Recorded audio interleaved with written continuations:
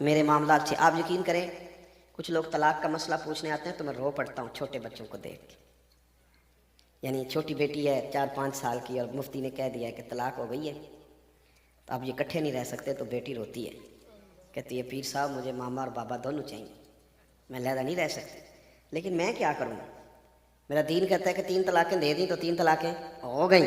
فتویٰ دینا ہے, بات بتانی ہے, مسئلہ عرض کرنا ہے.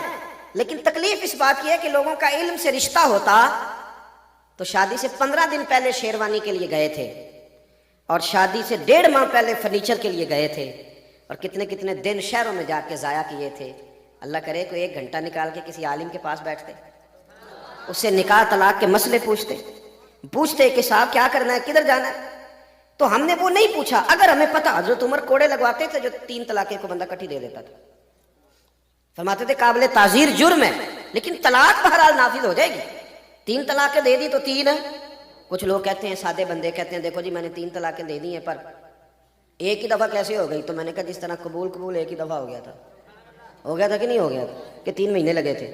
وہ 3 دفعہ اکٹھا ہو جاتا ہے تو طلاق بھی 3 دفعہ اکٹھی. کچھ اور بڑے بھولے ہیں, وہ کہتے ہیں میری بیوی سامنے نہیں تھی. تو میں نے کہا وہ تو نکاح کے ٹائم بھی کوئی نہیں تھی سامنے, اس نے وصول نہیں کی, تو یہ نکاح کا رجسٹری کا پتر اس نے وصول کیا تھا. ایسی بھولی باتیں کرتے ہیں عوام. تو عزیز اگر علم ہو, پتہ ہو, گھر نہیں ٹوٹتے. اگر آپ کو, علامہ اقبال کہتے ہیں کہ جب میں لندن میں وکالت کرتا تھا تو ایک نوجوان نے پہلے مجھے وکیل بنا کر کے اس نے نکاح کیا, پھر کچھ عرصے کے بعد بیوی سے اختلاف ہو گیا تو اس نے طلاق دینا چاہی. میں نے بھی اسے کہا کہ اتنی تم نے کوشش کے ساتھ نکاح کیا ہے. اس کے ماں باپ نے بھی سمجھایا, سب نے کہا, لیکن وہ کہنے لگا نہیں, بس میرے دل میں اس کے لیے اب محبت نہیں رہی, چھوڑنا چاہتا ہوں.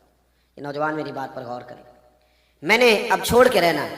تو اقبال کہتے ہیں میں چونکہ لائر تھا, وکیل تھا, میں نے اس کا کیس دائر کر دیا. کچھ وقت کے بعد ایسا وقت آ گیا کہ اب شاید 1 آدھ پیشی کے بعد طلاق ہو جائے.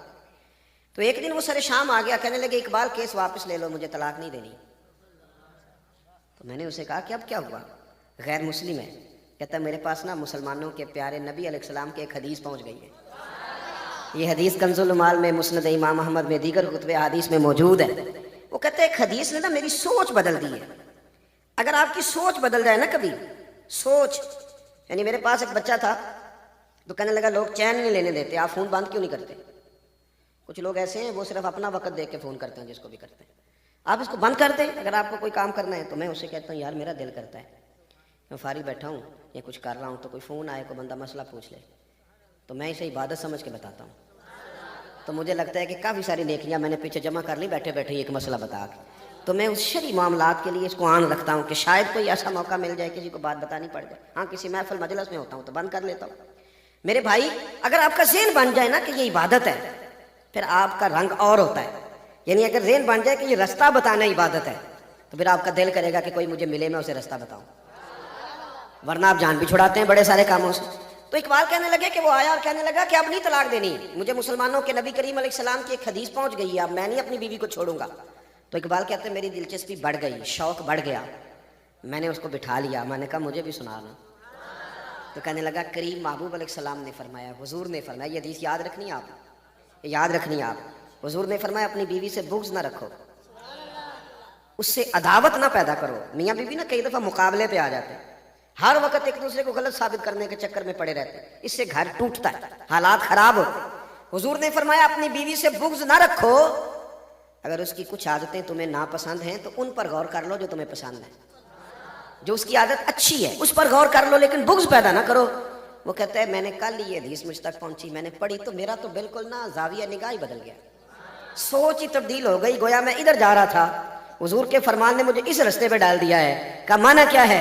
کہنے لگے اقبال اس میں بڑی کمزوریاں ہیں, زبان کی تیز ہے, بڑا کچھ کرتی ہے, پر میری بیوی یورپ کے میلے معاشرے میں رہ کے بھی پردے کی پابند ہے. یعنی میرے علاوہ کسی اور کے ساتھ اس کا کوئی ربط نہیں, کوئی تعلق نہیں. تو میں نے سوچا ہے کہ یہ جو حضور کا فرمان ہے یہ میرے لیے. روٹی تو بندہ ہوٹل سے بھی کھا لیتا ہے, کپڑے تو دھوبی سے بھی دھلوا لیتا ہے, لیکن یہ کام یورپ میں رہ کے اتنا پاک, لہذا آپ کیس واپس لے لیں. تو اقبال کہتے ہیں میں اڑ گیا, میں نے کہا اب نہیں واپس لینا, تیری نگاہ ناز سے دونوں ہی مراد پا گئے, عقل غیاب جستجو عشق حضور و اضطراب, اب نہیں واپس لوں گا میں. وہ کہتے کیوں, آپ کیوں نہیں لے گئے؟ تو کہنے لگے پہلے اس محبوب کا کلمہ پڑھ جنہوں نے تیرا گھر بچایا ہے. تو اقبال کہتے ہیں وہ نوجوان مجھے کہنے لگا میں تو ڈھونڈ رہا تھا اور یہ بڑے سارے نوجوان ڈھونڈ رہے ہیں، بڑے سارے. میں تو ڈھونڈ رہا تھا کہ کوئی میرا بازو تھامے اور میرا گنبد خضرا سے رابطہ کرا دے. میں تو ڈھونڈ رہا تھا کوئی مجھے ملے اور میرا ربط کرا دے. تو ٹھیک ہے، آپ مجھے مل گئے تو میری خوش قسمتی، پڑھائیے کلمہ، میں ابھی مدینے والے کا غلام بن جاتا ہوں. جب آپ کو آپ یقین کریں، صرف شعروں پہ وجد نہیں ہوتا، حدیثوں پہ بھی ہوتا ہے. اللہ کرے کبھی آپ کو چسکا لگ جائے گا، کبھی چسکا، کبھی حضور کے فرمان پہ جھومنے کا چسکا لگ جائے.